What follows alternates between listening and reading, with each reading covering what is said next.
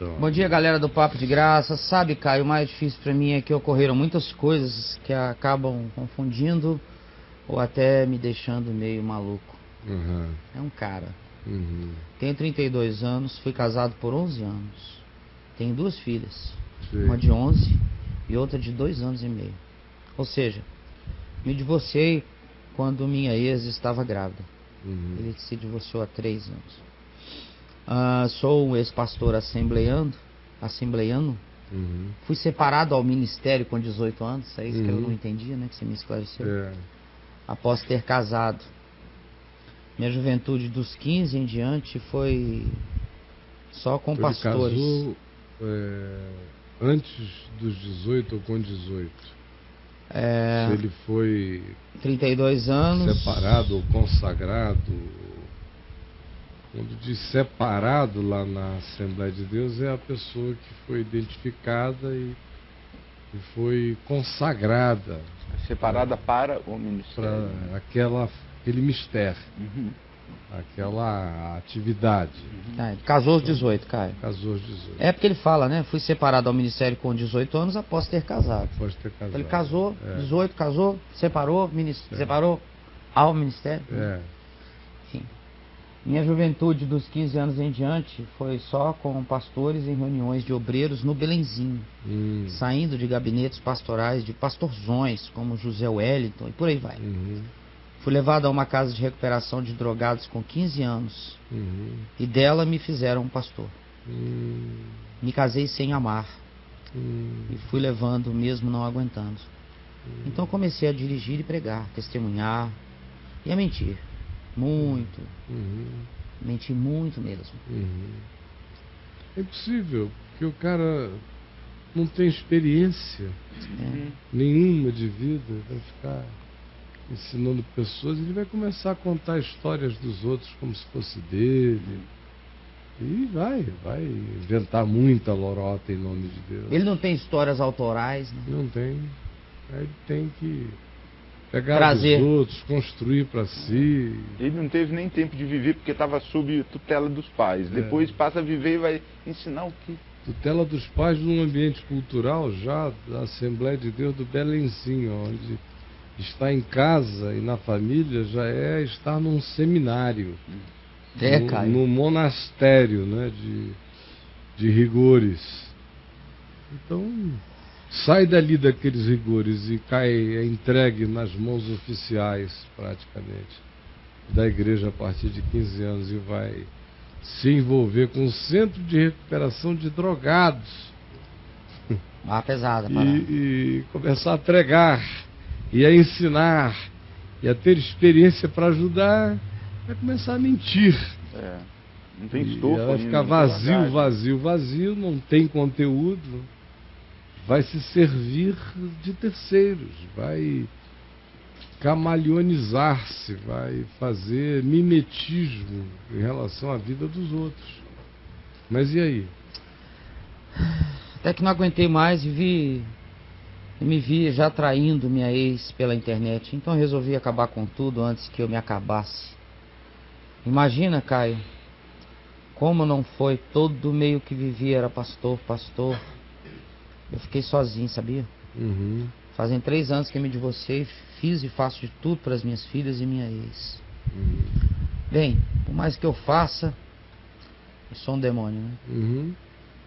Nesse ambiente, ele é um demônio. Sempre. Era separado assim, para ser demônio depois de separado.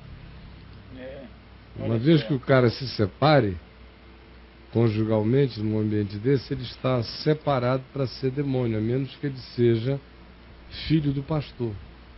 O filho do pastor não? Filho do pastor não, aí filho do pastor pode. Infelicidade de filho de pastor, os céus compreendem. O pastor entende, é filho dele. Desde Eli é assim, né? Desde Eli. Não é, desde o profeta Eli. Mas se não for filho do pastor, não. Aí ele já está separado, pela separação, ele foi separado para ser demônio. Para sempre. Sim. Ele faz uma correção aqui na história dele, que é o seguinte: dos 15 aos 18 anos ele ficou uma casa de recuperação como internado, porque ele era viciado em crack.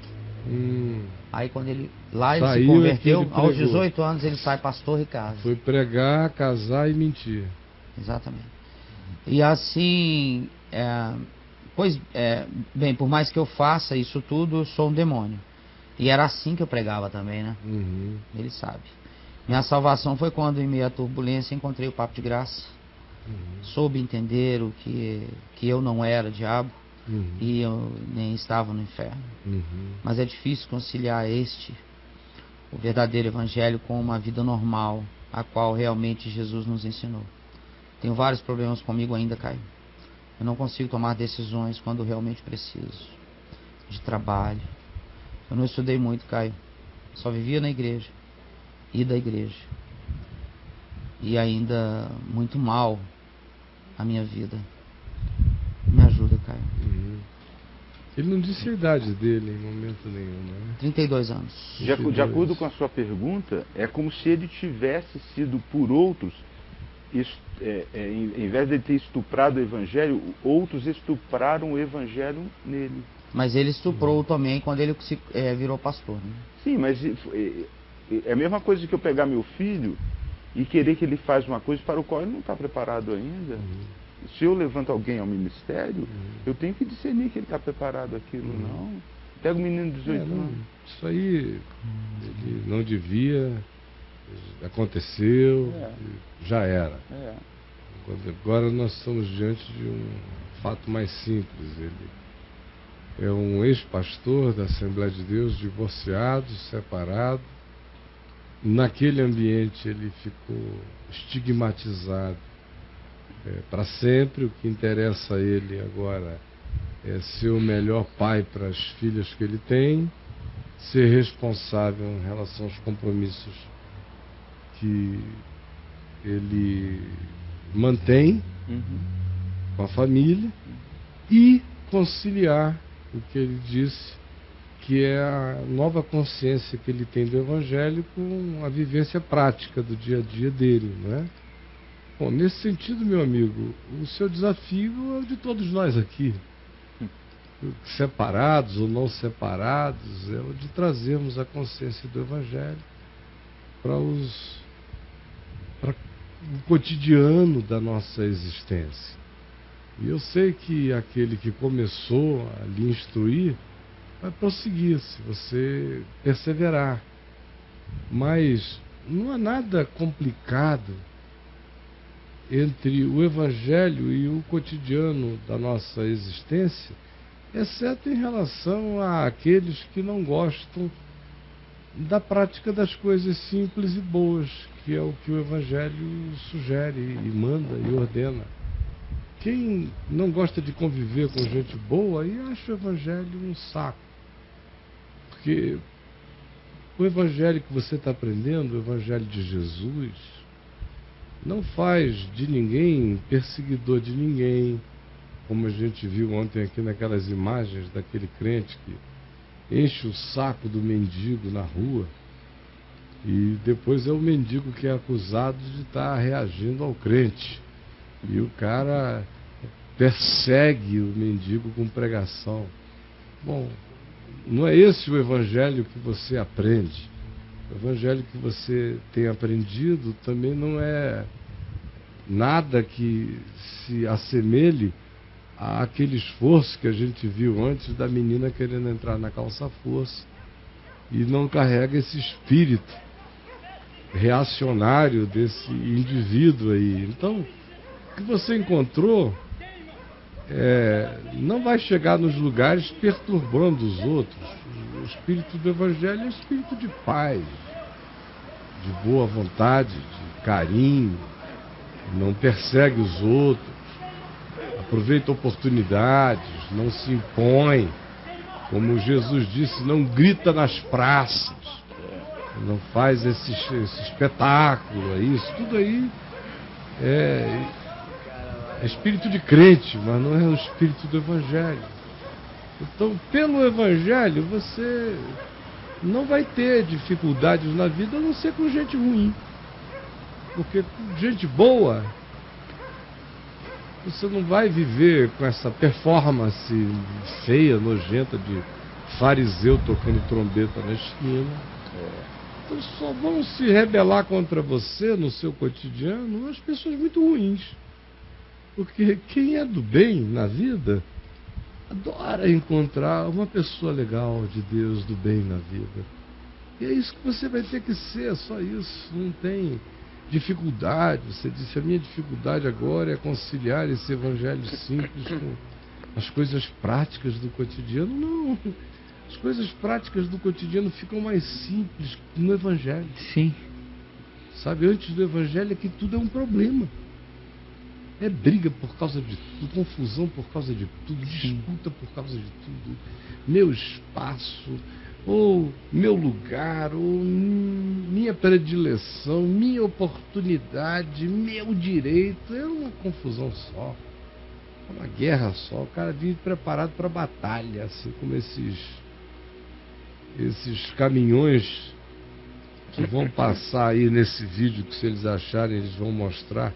Caminhões em algum lugar do mundo, recentemente gravados por uma pessoa que publicou na internet, em algum lugar do mundo, ela não disse onde foi, mas essa quantidade de caminhões passando para a guerra com tanques e tanques e tanques e tanques. Assim que é difícil viver, como quem está indo para a guerra o dia inteiro. Diminua um pouco o som de lá. Quem vive assim é que está num problema muito grande. Quem anda com essa beligerância, com esse espírito de guerra, quem anda armado, quem está indo para o Apocalipse, para o Armagedon o dia inteiro, é que tem muita dificuldade para viver.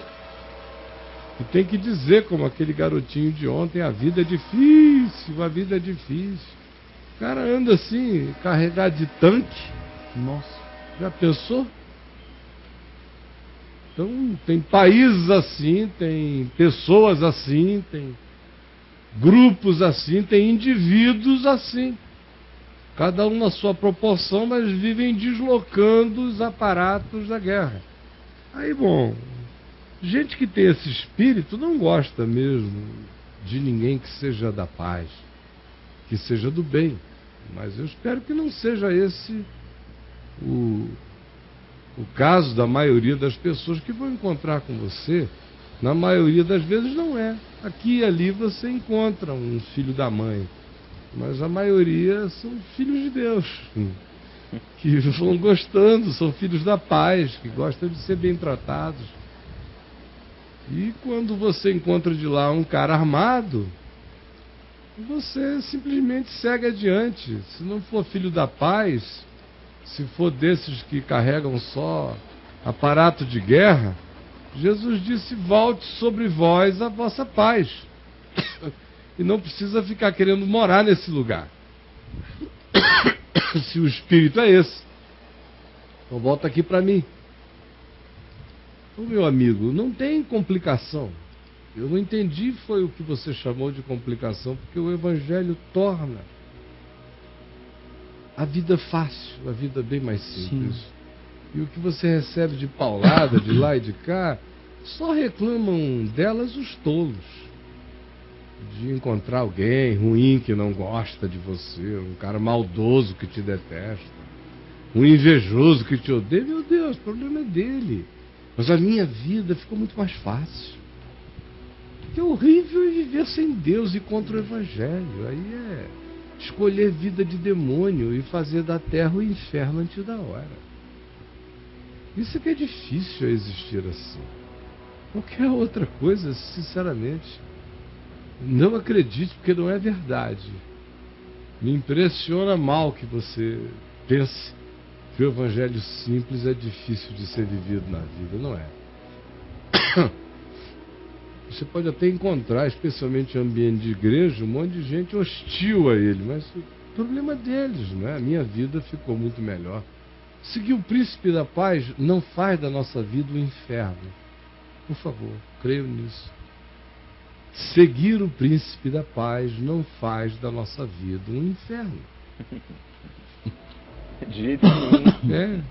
É o óbvio, mas eu preciso dizer isto. que seguir o príncipe da paz não faz da nossa vida um inferno. Ao contrário, a paz de Cristo passa a ser o árbitro no nosso coração. É tudo muito mais fácil, meu. Madureira chorou. Eu sei que é lá no Belenzinho, mas ó, vou botar um Madureira chorou na sua cabeça. Porque você precisa parar com essa ideia, meu irmão. Madureira chorou, se prepara.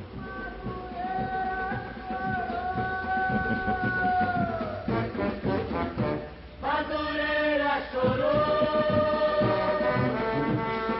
Não é difícil não, meu irmão. Você está respondendo ainda com categorias antigas, mas tudo isso acabou. Fechou. Madureira chorou.